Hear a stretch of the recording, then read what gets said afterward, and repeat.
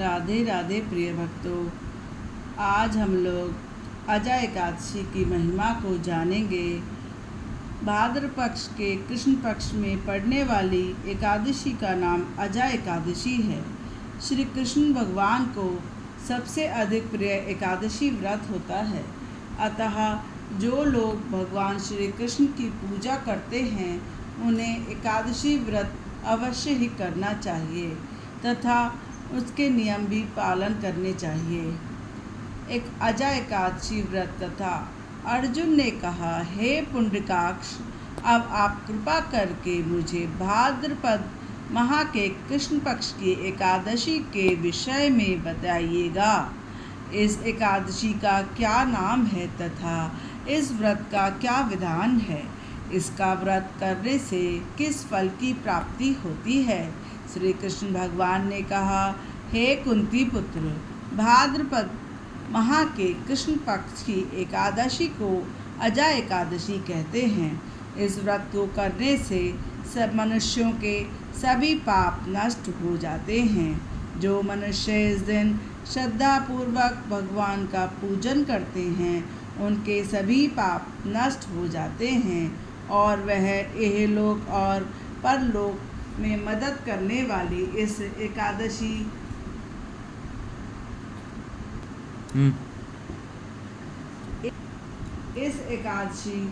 व्रत के समान संसार में दूसरा कोई व्रत नहीं है। अब ध्यान पूर्वक इस एकादशी का महात्म श्रवण करो।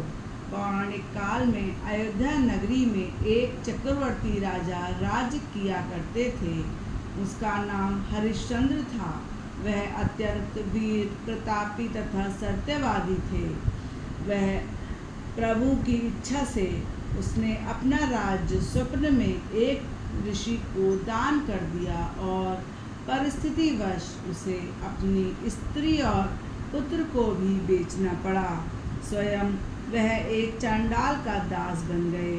उसने उस चांडाल के यहाँ कफन लेने का कार्य किया, किंतु उसने इस आपत्ति के समय भी सत्य का साथ नहीं छोड़ा। जब इसी प्रकार उसे कई वर्ष बीत गए तो उसे अपने इस नीच कर्म का बड़ा ही दुख हुआ और वह इससे मुक्त होने का उपाय खोजने लगे। वह सदैव इसी चिंता में रहने लगे कि मैं ऐसा क्या करूं जिससे इस नीच कर्म से मुझे छुटकारा मिले, किसी प्रकार इस नीच कर्म से मुक्ति पाऊं। एक बार की बात है, वह इसी चिंता में बैठे थे कि गौतम ऋषि उनके पास आए। हरिश्चंद्र ने उन्हें प्रणाम किया और अपनी दुख भरी कथा सुनाने लगे। राजा हरिश्चंद्र की दुख भरी कहानी सुनकर महर्षि गौतम भी अत्यंत दुखी हुए और उन्होंने राजा से कहा, हे राजन, भादों के कृष्ण पक्ष की एकादशी का नाम अजा एकादशी है।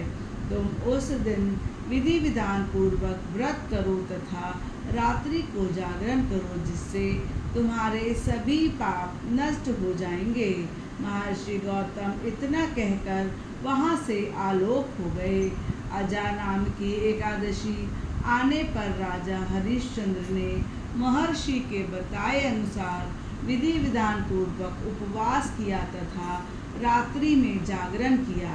रात्रि में रात भर नाम जप तथा व्रत का पालन किया।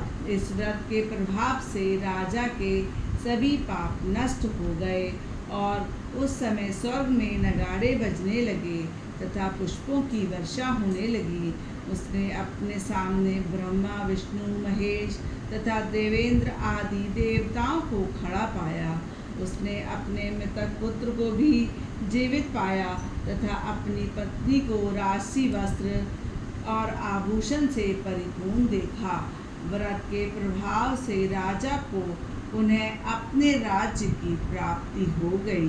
वास्तव में एक ऋषि ने राजा की परीक्षा लेने के लिए यह सब कौतुक किया था, परंतु अजा एकादशी के व्रत के प्रभाव से ऋषि द्वारा रची गई सारी माया समाप्त हो गई और अंत में हरिश्चंद्र अपने परिवार सहित स्वर्गलोक को चले गए। हे राजन, यह सब अजा एकादशी के व्रत का प्रभाव था। जो मनुष्य इस उपवास को विधि विधान पूर्वक करते हैं तथा रात्रि जागरण करते हैं, उनके सभी पाप नष्ट हो जाते हैं और अंत में वह स्वर्ग को प्राप्त होते हैं। इस एकादशी व्रत का श्रवण करने मात्र से ही अश्वमेध यज्ञ के फल की प्राप्ति होती है। अब हम एकादशी व्रत कथा का सार श्रवण करेंगे। मनुष्य को भगवान के प्रति पूर्ण श्रद्धा रखनी चाहिए। कठिन परिस्थितियों में भी मनुष्य को सत्मार्ग नहीं छोड़ना चाहिए। ऐसा करने से अंत में वह स्वर्ग को प्राप्त होते हैं। सत्य की परीक्षा जटिल परिस्थितियों में ही होती है। हे प्रभु, आप ने जैसे हरिश्चंद्र को सत्य मार्ग पर चलने की प्रेरणा की, सभी को प्रेरित करें। अगर आपको कहानी अच्छी लगी तो वीडियो को लाइक तथा चैनल को सब्सक्राइब जरूर करें। राधे राधे।